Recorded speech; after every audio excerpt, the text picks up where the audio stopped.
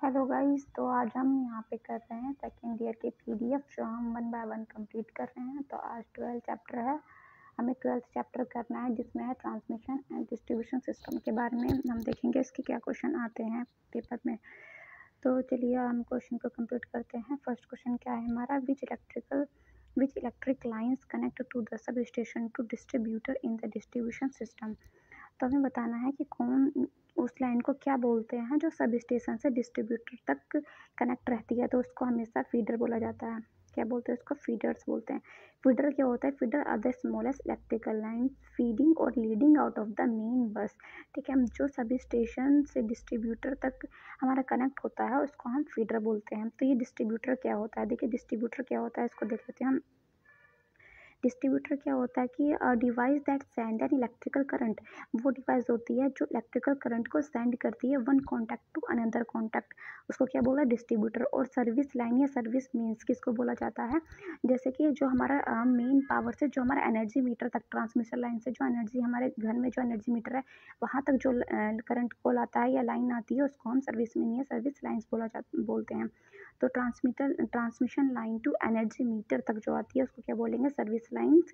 और डिस्ट्रीब्यूटर क्या होगी? जो करंट, इलेक्ट्रिकल करंट को one contact to another contact send करती है वो। और फीडर क्या हो जाती है? जो सब स्टेशन से डिस्ट्रीब्यूटर तक जो लाइन कनेक्ट होती है उसको फीडर बोला जाता है। ठीक है, तो ये हो गया। सेकंड क्वेश्चन देखते हैं क्या लिखा है। सेकंड क्वेश्चन में हमें बताना है कि what is the name of insulator used in OH line. इस इंसुलेटर का नाम बताना है क्या है, और जो ओएच लाइन मतलब ओवरहेड लाइन में जो यूज़ होता है। तो हमारा जो इसका आंसर हो जाएगा वो हो जाएगा शक्ल टाइप। ठीक है, ये हो जाएगा शक्ल। ये क्या होती है, कहाँ यूज़ होता है इसका?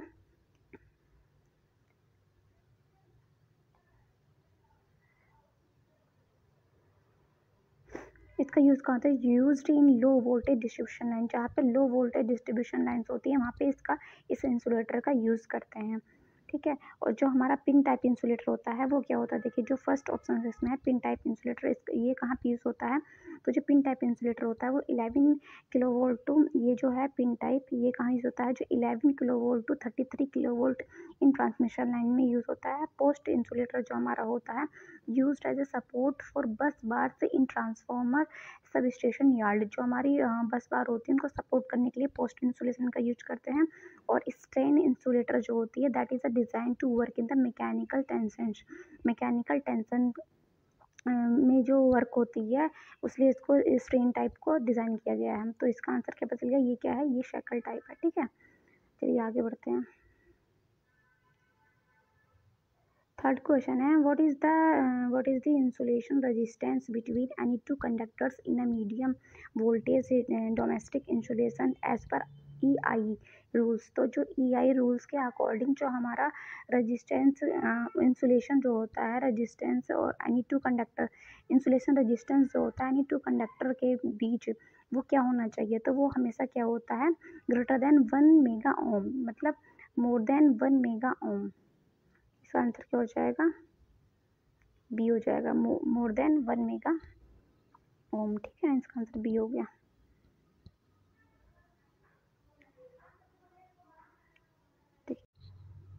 देखिए फोर्थ क्वेश्चन क्या है, what is the name of a line insulator. इस लाइन इंसुलेटर का नाम क्या है? तो ये क्या है? ये सस्पेंशियल टाइप इंसुलेटर है। किस टाइप का है? Suspension type. Suspension insulator support transmission line on steel towers. जो हमारी स्टील टावर्स होती है उससे हमारी ट्रांसमिशन लाइन क्या करता है? सपोर्ट करता है, सपोर्टिंग प्रोवाइड करता है। Towers isolated the line from the tower. ठीक है, तो यही इसका मतलब है, ये क्या करता है हमें कि ये सपोर्ट प्रोवाइड करवाता है। तो इसका आंसर क्या हो जाएगा? सस्पेंशियल टाइप। इसका आंसर हो जाएगा सस्पेंशियल टाइप।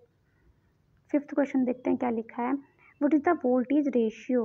वोल्टेज रेशियो बताना है। What is the voltage ratio in the AC distribution line adopt from domestic consumer. जो डोमेस्टिक कंज्यूमर होता है या घरेलू उपभोक्ता के लिए जो अपनाई गई AC वितरण लाइन में वोल्टेज का अनुपात कितना होता है? ठीक है, तो इसका हमारा आंसर क्या हो जाएगा? ए हो जाएगा। जो 114/240 होता है। अब ये 415 वोल्ट है वो हमारी क्या है? वो हमारी लाइन वोल्ट है। और जो 240 वोल्ट है वो हमारी क्या है? फेज़ वोल्ट है। तो 230 240 के अप्रॉक्स ये हमारी रहती है, तो ये होती है फेज़ वोल्टेज होती है। और लाइन वोल्टेज निकालने के लिए क्या करेंगे? √3 से मल्टीप्लाई करते हैं तो 415 में लाइन वोल्टेज आ जाती है। ठीक है, ऐसे इसको निकाला जाता है। क्वेश्चन नंबर 6 में क्या दिया हुआ है? क्वेश्चन नंबर 6 में दिया हुआ है which is the permissibles load for lighting sub circuit in domestic wiring as per I rules. I rules नियमों के अनुसार घरेलू वायरिंग में उप सर्किट को जलाने के लिए अनुमेय भार कौन सा होता है, मतलब कितना भार हम लें कि सर्किट जो हमारा होता है वो जल जाए, मतलब सर्किट जलाने के लिए जो हमारा बर्न हो जाता है कितना मैक्सिमम होता है। तो जो मैक्सिमम परमिसिबल होता है load in lightning sub circuit में should not be exceed 800 vote.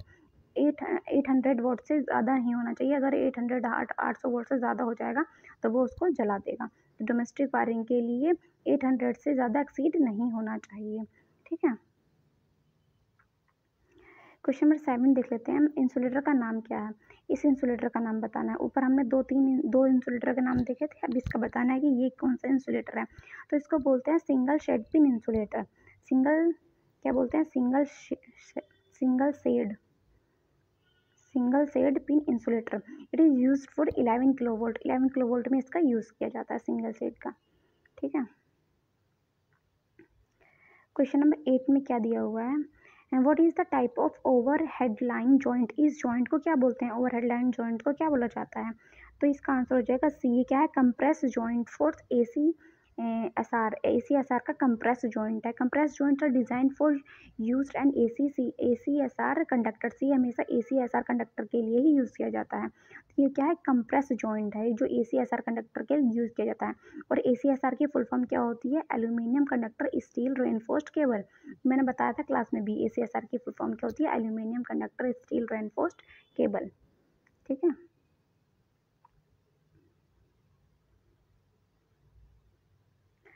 अब देखिए 9th क्वेश्चन में क्या लिखा है? इसमें लिखा है व्हाट, इसको थोड़ा नीचे करते हैं। इसमें लिखा है what is the reason for the conductor cross section area can fully utilised on the transmission of DC as compare to AC। क्या कारण है कि जो AC की तुलना में DC transmission conductors cross section क्षेत्र की पूरी तरह से उपयोग कर लिया जाता है? किस कारण से हम लोग यूज़ करते हैं? तो ये क्या होता है? ये स्किन इफेक्ट का कारण होता है। क्या होता है? Skin effect. अल्टरनेटिंग करंट जो AC करंट होती है to flow mostly near the outer surface of the electrical conductor. जो हमारी कंडक्टर होता है उसके आउटर सरफेस पे हमारी AC जो होती है वो फ्लो होती है। तो इसलिए क्या करते हैं हम, जो हमारा रीज़न, यही रीज़न है, स्किन इफेक्ट का ही रीज़न होता है कि जो क्रॉस सेक्शन एरिया होती है वो fully utilised on transmission of a DC as compare to the AC। ठीक है,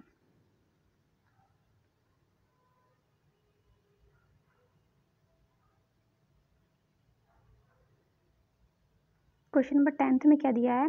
why steel is reinforce in AC SR conductor used for over headline. AC SR conductor का यूज़ ओवर हेडलाइन में क्या, over headlines के लिए इस्तेमाल होने वाले AC SR कंडक्टर में स्टील क्यों प्रबलित है? इसने पूछा है why steel is reinforce, steel क्यों इतना प्रबलित है उसके अंदर। क्वेश्चन नंबर 10th, तो इसका आंसर क्या हो जाएगा? हमारा सी हो जाएगा।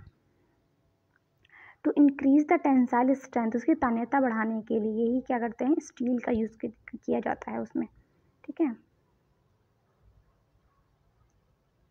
सी। ठीक है, क्वेश्चन नंबर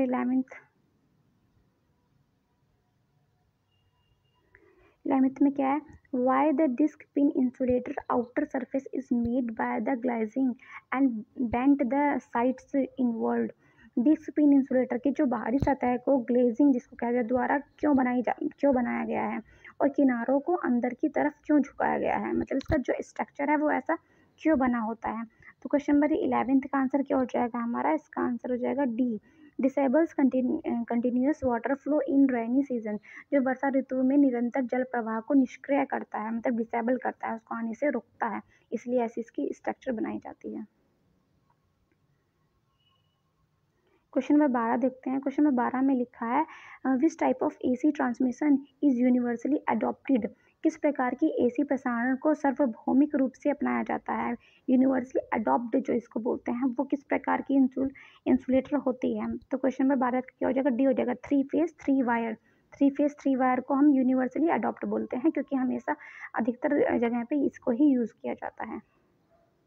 ठीक है, क्वेश्चन नंबर 13 देखते हैं। 13 में क्या लिखा है? Which type of line insulator is used for terminating on a corner post? जो corner post लाइन समाप्ति पर जो corner post के खंभे होते हैं, कोने के खंभे के लिए किस प्रकार के लाइन इंसुलेटर का प्रयोग किया जाता है?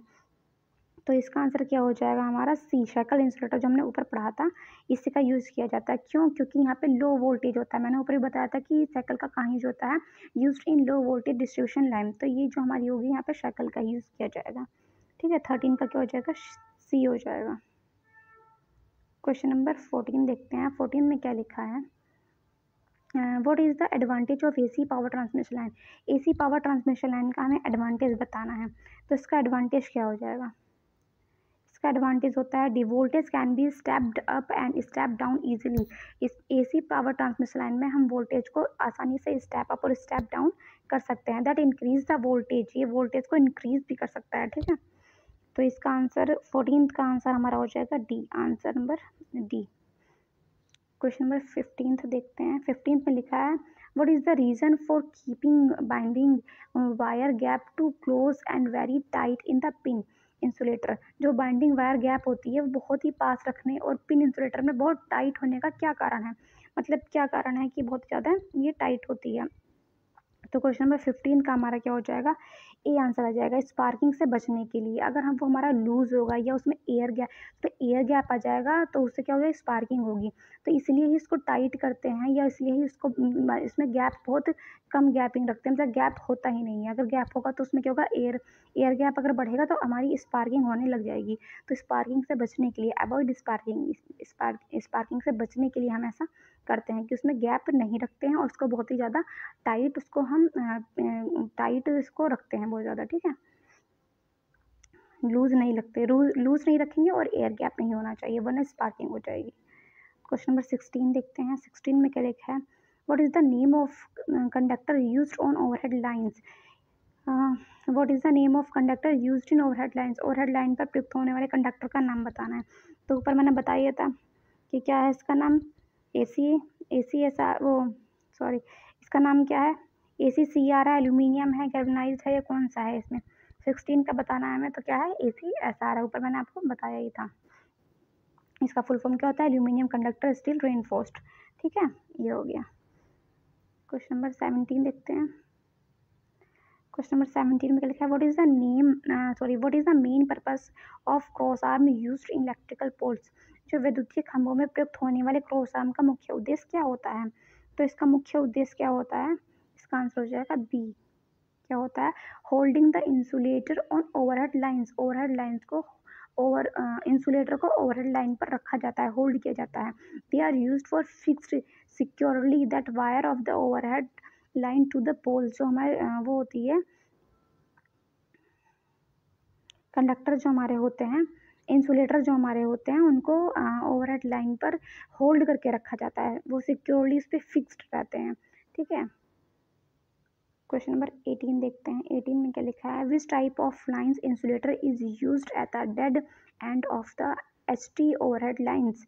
तो ST ओवरहेड लाइंस के डेड जीरो पर किस प्रकार के इंसुलेटर का प्रयोग किया जाता है? इसमें कौन सा प्रयोग किया जाता है, हमारा डिस्क टाइप इंसुलेटर का प्रयोग किया जाता है। इसका डिस्क टाइप इंसुलेटर का प्रयोग किया जाता है इसमें। ठीक है, चलिए क्वेश्चन नंबर 19 में क्या है, what is the ACSR stand for? फिर से ये आ गया, मैं अभी तीसरी बार मैं बता रही हूँ। 19 का आंसर क्या हो जाएगा, सी हो जाएगा, एल्यूमिनियम कंडक्टर स्टील रेनफोर्स। ठीक है, क्वेश्चन नंबर 20 देखते हैं। 20 में क्या लिखा है, आई थिंक लास्ट क्वेश्चन है ये।